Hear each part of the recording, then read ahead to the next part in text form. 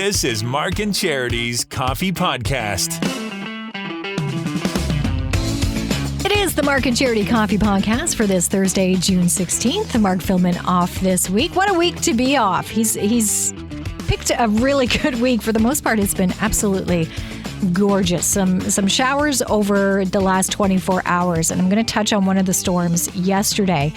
But first, I want to explain why I wasn't here yesterday. There was no podcast for Wednesday, June 15th, because I was on another field trip with my kids. I have to say, I enjoyed the first time around being in school myself, but I am quite enjoying being with my kids this time around. It's a lot of fun. I'm not going to lie. I went with the younger one a few weeks ago to a water festival.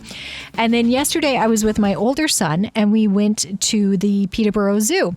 Not a big zoo, but it has a splash pad and a playground and a canteen and a little train that the kids couldn't ride yesterday because it was closed. But it's just a fun little park. So we went and did that yesterday, not without some warnings from my son before leaving, reminding me not to embarrass him, which I believe I pulled off. I did not. I managed to be the cool mom yesterday, I think, because all his friends were talking to me. So I take that as a good sign. And he was talking to me by the end of the day too.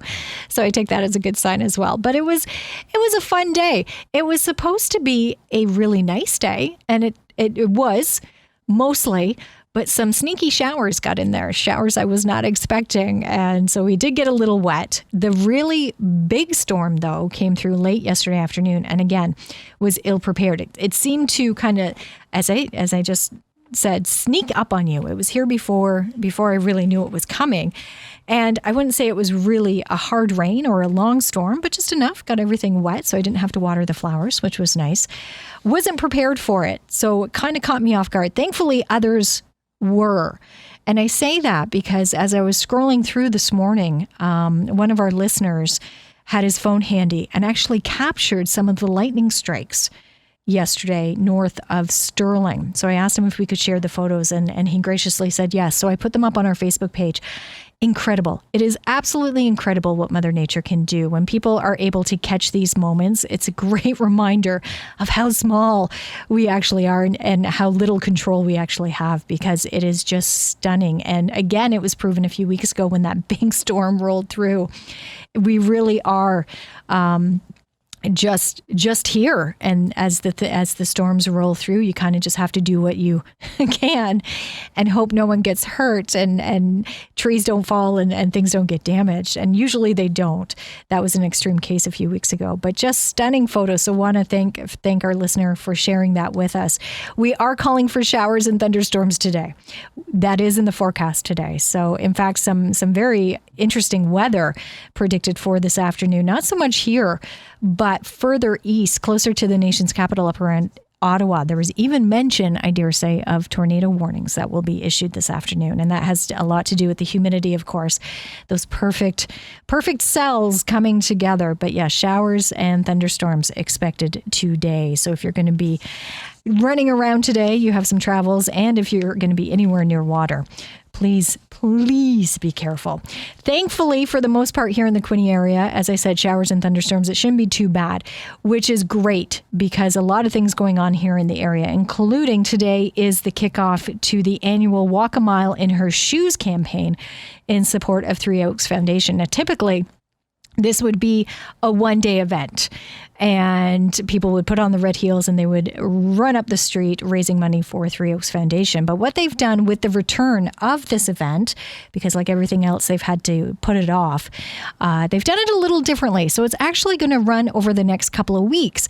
So we tracked down Executive Director from Three Oaks Foundation, Sandy Watson-Moyles, to talk to us this morning and explain how it was going to work. Good morning. How are you today? I'm good. How are you? I'm great, thank you. It's a big day today. It is a big day. It's the start of our annual Walk a Mile campaign.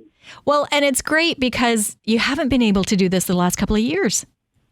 We have not been able to. We've tried many times, and of course, with shutdowns and lockdowns, it's had to cancel. So it's back today, and it's a little different because the main walk isn't going on today. Explain what's going to happen over the next couple of weeks, if you would.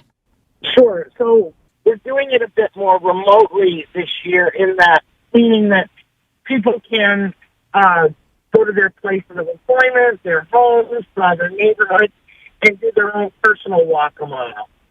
But while we were registering people for it, others felt that we should have an event. So we decided that we would have a actual walk on the 29th of June as well. So over the next couple of weeks, people can walk as they feel comfortable or when they have time to, which is great for flexibility.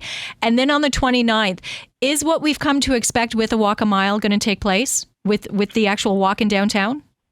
And we won't be downtown. We're going to be down on Keegan's Parkway this year. We planted some oak trees a few years back, 3 of them, as a matter of fact, and we're going to access that space so that we can be down at the waterfront. It's very pretty and, nice casual walk.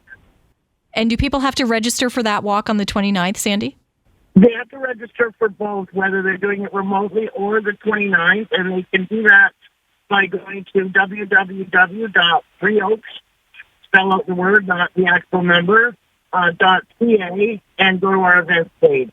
And what is the goal for this year's Walk a Mile?